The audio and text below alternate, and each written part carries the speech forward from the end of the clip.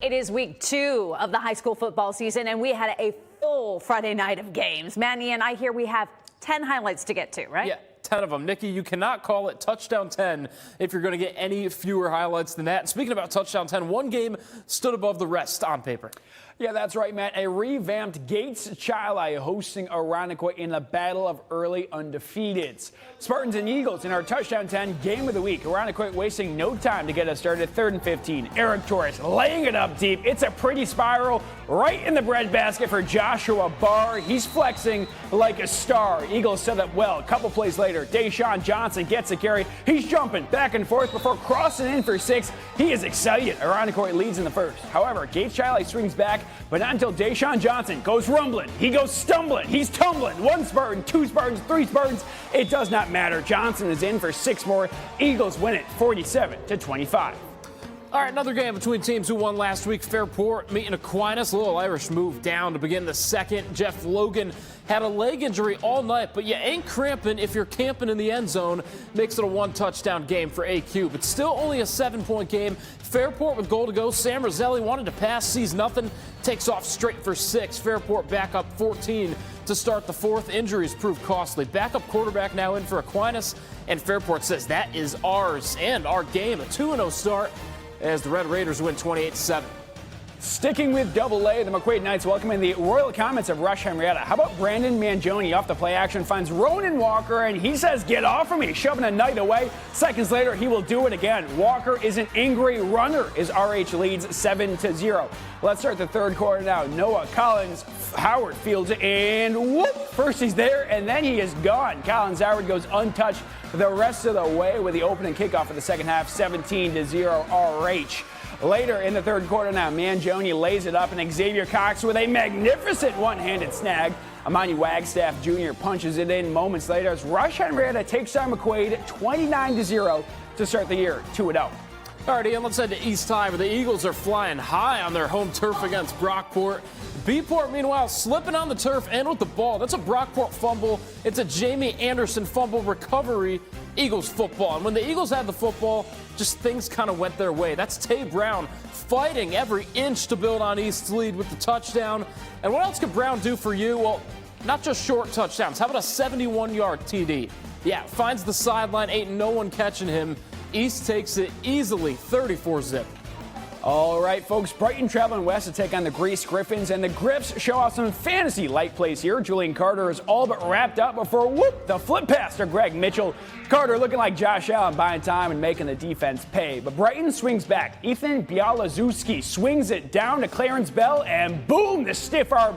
Clarence is ringing the defense's bell there before making nearly a house call. But on the draw play, the next play, a couple plays later, it's going to be Justin Medina as the Brew Crew win. 42-6, Bialazewski tosses for 200 yards in the win. All right, Ian, bit of surprise with the records in this next game. Pittsford took home a Week 1 dub and took on UPrep, who fell in Week 1. You're not really used to seeing the Griffins fall. So the Panthers trying to stay undefeated. Griffins looking to get their first dub this season. Pittsford recovered an onside kick to start, and adding to the tricks is Deshaun Preston, who needs 2 hands when you only need to snag it with 1. Then off the play action, Ashton Hanlon, he uses both hands here.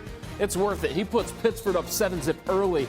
But the first play from scrimmage for UPrep, Gavin White at quarterback, he fakes out the defense, and he's gone 64 yards on the QB keeper.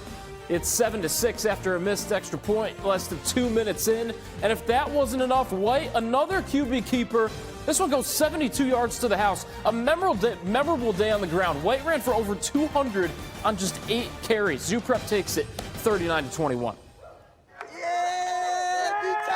Yeah, the big show. Batavia visiting Greece Athena now. Trojans looking to score as the first half ends, but Lakota Mercek blows this play up. A big sack from number 25.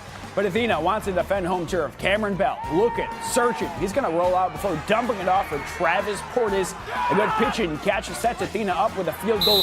Batavia still leads at the half. We're going to jump to the fourth quarter now and talk about trickeration, the delayed reverse. Grayson Batanzas is like a magician, disappearing and reappearing in for a touchdown. Batavia and Batanzas are dancing to a record of 2-0 with a 41-13 win.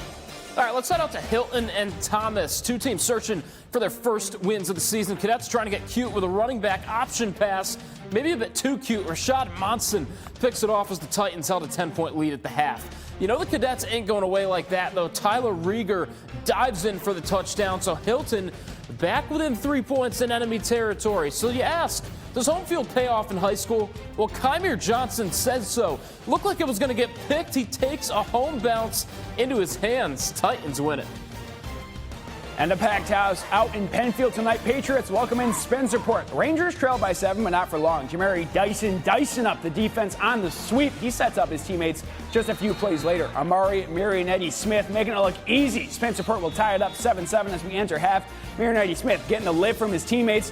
And on the first play after the break, he will lift the rest of the Rangers up with him. Blows off one tackle. He could go all the way. Marionetti Smith pulling strings like a marionette as Spencerport is 2-0 on the season with a 14-7 dub. Ian, you're too good with that writing. Let's end on a good finish. Victor and Webster Schrader under the lights. Blue Devils up 2. Luke Johnson bursts through the line but coughs it up, and it's in the hands of Zachary Caldis.